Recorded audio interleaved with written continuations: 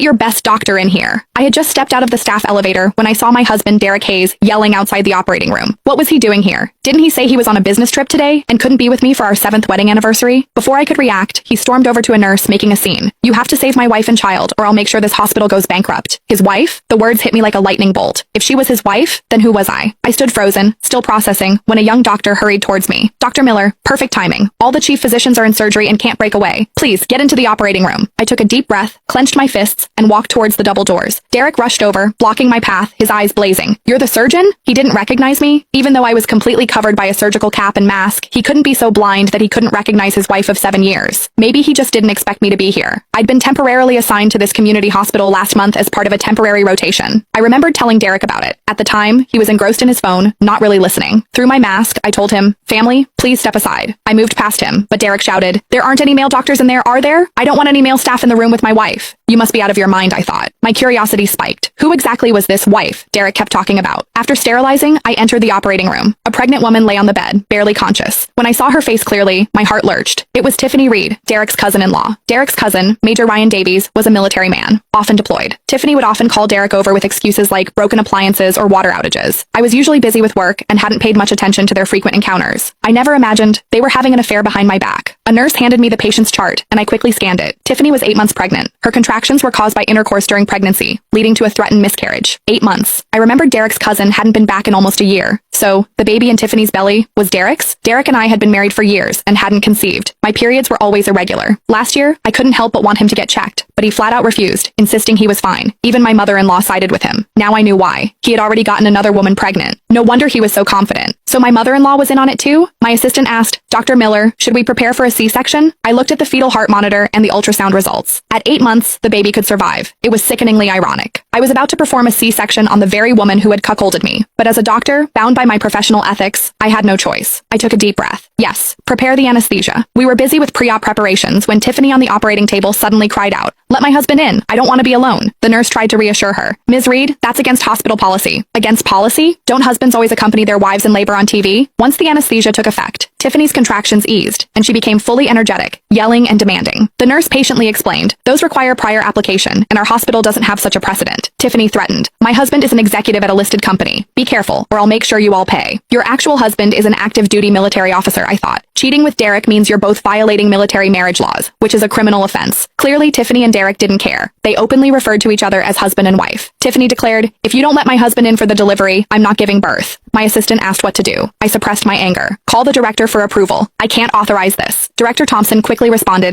"Click the link in my bio to get the full story for free."